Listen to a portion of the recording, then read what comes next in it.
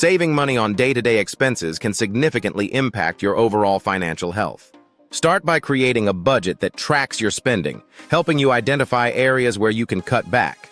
This awareness allows you to prioritize essential expenses while reducing unnecessary purchases. Consider making a shopping list before going to the grocery store to avoid impulse buys. Look for discounts, use coupons, and take advantage of loyalty programs offered by stores to maximize savings. Meal planning can also reduce food costs by helping you make the most of ingredients and minimizing waste. Switching to generic brands can save you money on everyday products without sacrificing quality. Additionally, evaluate your subscription services and eliminate those you don't frequently use, reallocating that money to more pressing needs.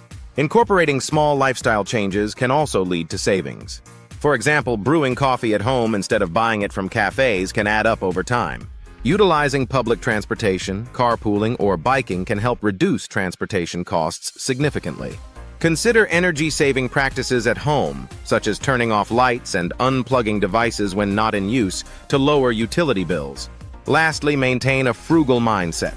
Always ask yourself whether a purchase is necessary and look for alternatives that can provide the same satisfaction without the expense.